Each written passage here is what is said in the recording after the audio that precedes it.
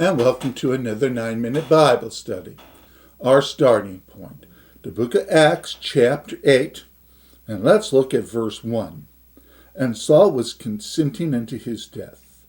And at that time there was a great persecution against the church which was at Jerusalem, and they were all scattered abroad throughout the region of Judea and Samaria, except the apostles.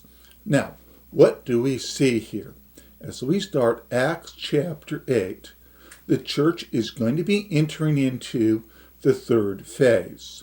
In Acts chapter 1, verse 8, Jesus said that the believers would, 1, receive power, phase 1 of the church. 2, that they would be witnesses in Jerusalem.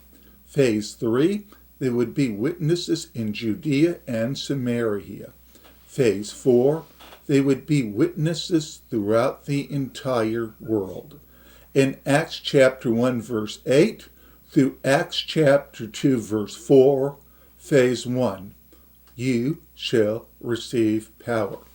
From Acts chapter 2, verse 5, until Acts chapter 7, verse 60, phase 2.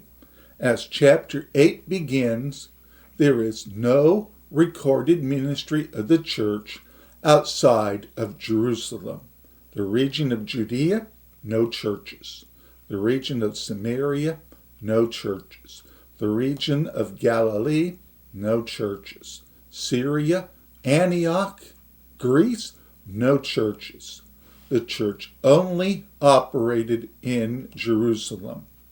Now it was time for the Spirit to get the believers out of Jerusalem, out of phase 2, to begin to operate in phase 3. Phase 3 would be Acts chapter 8 and Acts chapter 9, with phase 4 beginning in Acts chapter 10. Now, what do we see here? Saul of Tarsus begins to persecute the church. Up to this point, the believers had no interest of leaving Jerusalem. They were staying right there. Now here comes Saul. He's starting to throw these believers in prison. They know what's going to happen. After all, Stephen was already put to death. Therefore, the believers began to leave Jerusalem to go throughout the region and to begin to talk about Jesus. In this, we see a subtle change in the style of ministry. We saw in Acts chapter 2, verses 5 and 6, how the Spirit drew the people through the power of the Holy Ghost to where the believers were. Now, for the first time, the believers have to leave their comfort zone and go to where the people are. It was time to begin what we call now the modern witnessing program. They leave the comfort of the church. They have to go into new communities where they do not know anybody. Oh, sure, some of the faces might look familiar, Judea. Some of the people might be those that you never had anything to do with, Samaria. But for the first time, it was individual going to different places, witnessing about Jesus. In this phase of the church is about ministry outside the church, ministry outside of the local community, and ministry more through your entire region, the Judea, the Samaria, in and around your church. Now let's pick up with verse 4, where it said, Therefore they that were scattered abroad went everywhere preaching the word. Now, as we will see at the end of Acts chapter 9, Peter will go on a preaching tour that will take him from Jerusalem eventually to Joppa, then to Caesarea. This preaching tour would not have been possible in Acts chapter 7 because none of these churches were started. Now, with this new move going on, people were leaving the church in Jerusalem. They were going to places like Lydda. They were going to places like Joppa. They were going to places like Bethlehem and Jericho and throughout all the entire region, even as far as Damascus. And there they began to preach the gospel and establish churches. This is what the Spirit wanted in this phase. It was part of Jesus' blueprint to start churches throughout all Judea. In verse 7 and verse 5, what do we see? And Philip went down to the city of Samaria and preached Christ unto them. In this we see the new phase in operation. 1. Philip went. This is not a case of the Samaritans coming to Philip. Philip had to go to the Samaritans.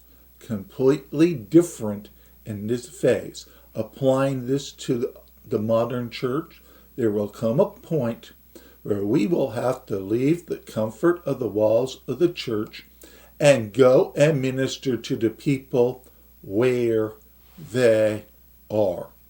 That's how a church moves from phase 2 to phase 3. Now, what else do we see? Philip preached the gospel. There's always the preaching of the gospel. Number 6, verse 6. And the people with one accord gave heed unto those things which Philip spake, seeing and hearing the miracles which he did. Verse 7. For unclean spirits, crying with loud voice, came out of many that were possessed with them, and many were taken with palsies, and that were lame were healed. So what do we see here? Philip going to where he is sent by the Spirit. He ministers to the people. Operation of power. There is always going to be a power aspect to any ministry. Phase 2, 3, 4, all has a power aspect. Phase 2, phase 3, phase 4 also have a gospel message being preached aspect to this. So what do we see? 1, Philip going to where the people are as led by the Spirit. 2, the preaching of the gospel. 3, the operation of power, which leads to the people believing in the gospel, which leads to what? Great joy in that city. So let's walk through this where we have been so far. Philip answers the call, goes to Samaria, goes to the people. There, power, preaching, leading to what? Salvation and joy. All of this goes together in phase 3.